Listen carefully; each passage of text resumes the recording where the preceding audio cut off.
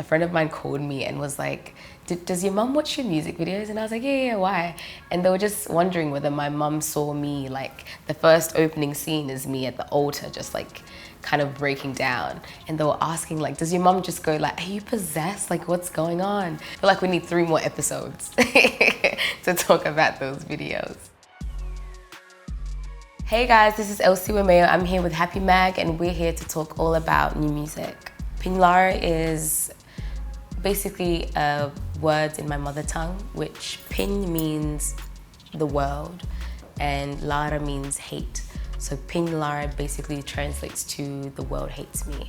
And that song was one of the first songs that I wrote just off of the season that I was in, where I was feeling like literally the world was trying to, I guess, vomit me out, if that makes any sense. And Pinlara was just a fight between me and the world, and just the weight of hate that I was almost feeling, the pressures of the industry and music world, but also just family. And I was trying to basically paint this yin and yang kind of image.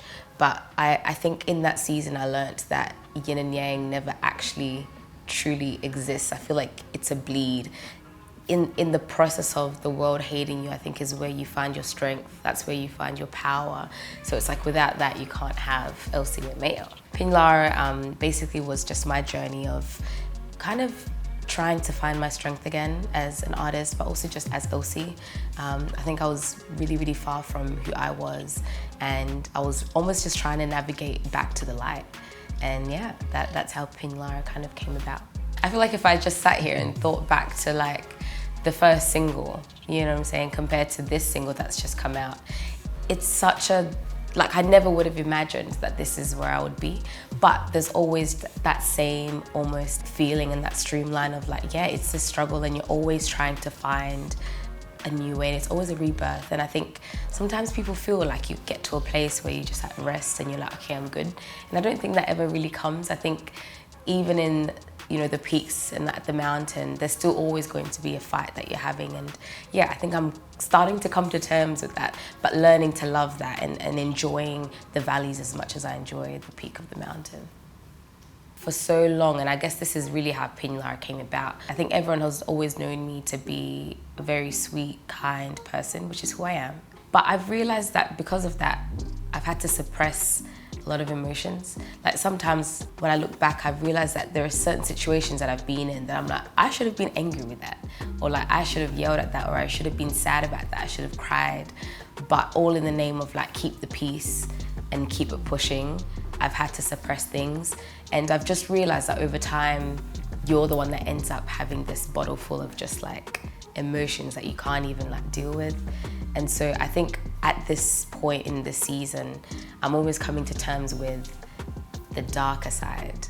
And not in the sense of saying like that's where it should be, but let's just say let's find the middle ground, you know what I'm saying? And I think it's a place of just respecting yourself, because I think you have to respect yourself before anyone else can respect you, the same way you have to love yourself before anyone else can love you. And I think for me at this point, it's knowing like my boundaries and knowing how to respect myself, respect my work, knowing my worth, so that if anyone tries to tell me anything, I already know who I am. My first debut project that I was able to produce by myself. Here we have Nilotic, right? Like production for me was like very childish in the sense of like, I just had my comp and Ableton up and I had no idea what to do. So I just pressed buttons and tried to create something. But at the end of that project, I now had a higher respect for every producer that I've ever worked with, and just producers in general, because I'm like, your work is nuts. Let me just stick to the writing. But yeah, sometimes it is important that you at least have some surface level of like knowledge of something, or just like who you're working with and the things that they're doing for you. Yeah, and I think that kind of builds that respect for that person and that work just that little bit more. Can I ask about your latest single then? Who produced that with you? I worked with artists actually back home. I was in Kenya when I produced that. First was Polycarp Otieno, also known as Fancy Fingers, from Kenyan pop band Sauti Sol. And the other producer was Watermolo.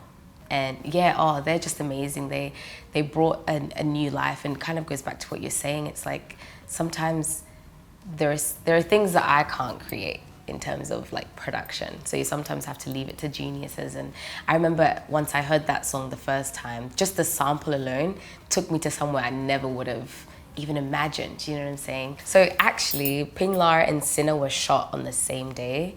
We started at like 5 a.m., clocked off at 3 a.m., wild. And I think this kind of was another learning curve for me because who's doing 2 music videos in one day, first of all? But all in the name of like, let's just try and see if we can, right?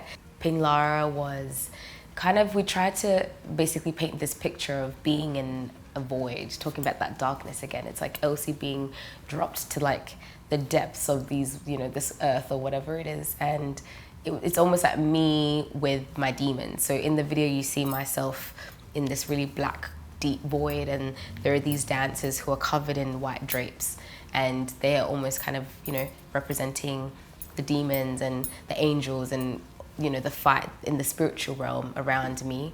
And I worked with Danny Skilton, who is a director out in Kenya.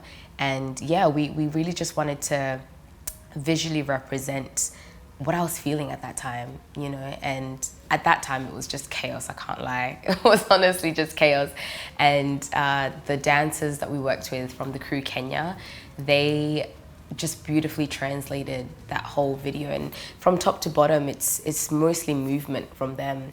That video shoot was one of the biggest learning curves, I think, for me.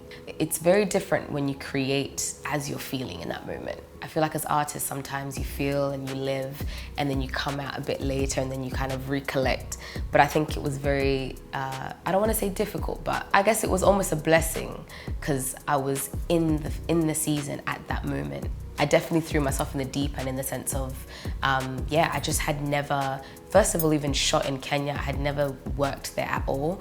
And I was on ground by myself, kind of just like making it all work. So logistics on the side, as well as being the artist and being present, was, again, it's this yin and yang that we're just always battling with. It's like you want to create, but then you have to manage. I'm so glad I did that because one, now I know that I can do it. And I can choose whether I want to do it. So I probably won't, but I know that I can if I ever need to.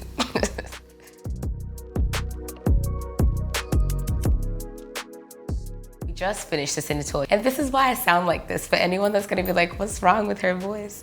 It's because we just finished the Sinner tour, which was amazing.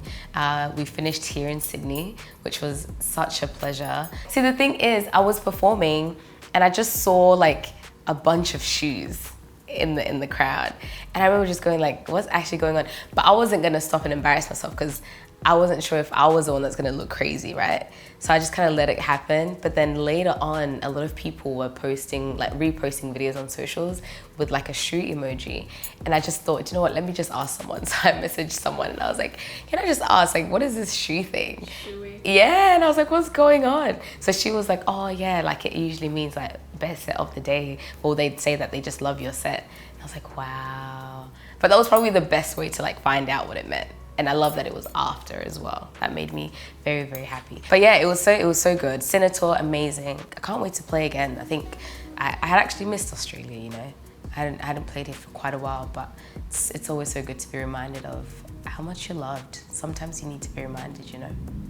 Hey everyone, this is Elsie Wemeo. I've been here with Happy Mag, and I want to let you know to keep streaming Sinner, Ping Lara, and keep your eyes out for new music coming along.